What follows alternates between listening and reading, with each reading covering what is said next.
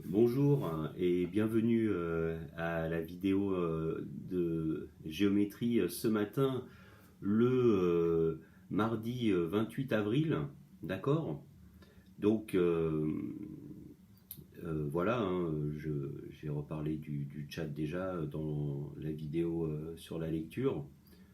Donc bon, on attend des informations et puis voilà, donc si vous avez des informations, n'hésitez pas à les transmettre et puis vice versa, je ferai la même chose.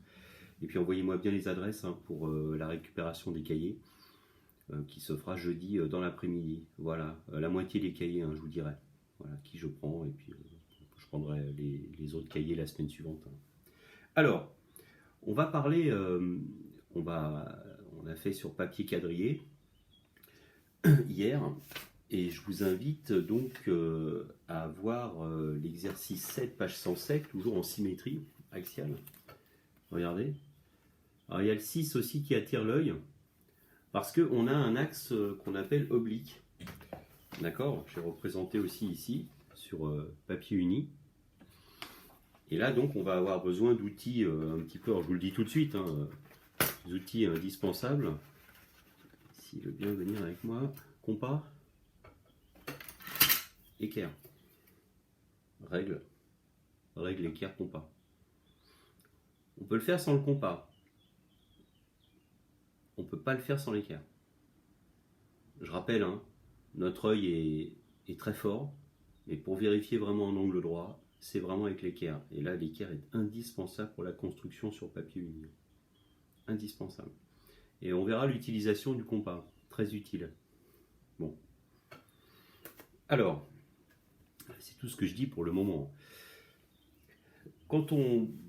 Moi je me souviens, pour avoir testé en classe plusieurs fois ce type de figure, quand on demande spontanément de dessiner aux élèves un petit peu, d'après vous, quel est le symétrique, quelle va être l'image symétrique de ce rectangle par rapport à la droite D, on peut avoir plusieurs réponses. D'ailleurs, je vous invite à le faire de manière spontanée. C'est-à-dire, vous faites un petit rectangle à main levée, comme j'ai fait, un axe de symétrie, une droite, et puis spontanément vous tracez, vous vous dites, tiens, voilà, je vais tracer le symétrique. Voilà, alors, voilà, on peut avoir ça. Bah oui, on va retrouver le même de l'autre côté. Et puis, voilà, est-ce que ça paraît valide? Est-ce que c'est bon? Il faut le vérifier. Et puis, là, à vue, on se dit, oui, on trouve bien le rectangle de l'autre côté. Il n'y a pas de problème particulier. Alors la question que je vous pose, c'est la construction. Alors vous allez essayer vous-même de le construire. Et puis, alors je vous invite éventuellement à passer peut-être d'abord, si vous le souhaitez, par l'exercice 6 sur papier quadrillé, c'est-à-dire sur le cahier du jour. Voilà. Vous aurez peut-être un peu une idée de ce qui risque de se passer. Et puis après, vous pouvez essayer de passer sur papier uni. Alors, je vous laisse faire. Mais je vous ai montré les outils. Équerre et éventuellement compas. Mais équerre obligatoire. Équerre règle obligatoire et compas. D'accord? Voilà. Mais écoutez, on regardera ça, juste ça, ce que je vous demande à faire pour aujourd'hui, cette construction-là. Donc le 7, voire le 6 en préparation, si c'est pas clair, ou le 6, puis, pardon, le 7 et ensuite l'exercice 6. Et puis en mathématiques, là, c'est tout ce que je vous demande, peu de choses. Voilà. Je vous invite, n'hésitez pas, les émissions sur France 4 aux alentours de 11h, ça doit être pour vous les CM2, c'est bien, c'est pas mal, il y a plein de choses.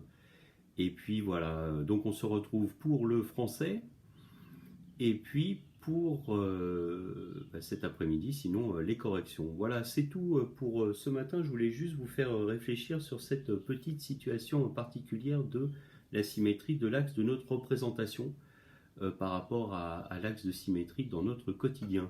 Voilà, allez, on verra ça à la correction.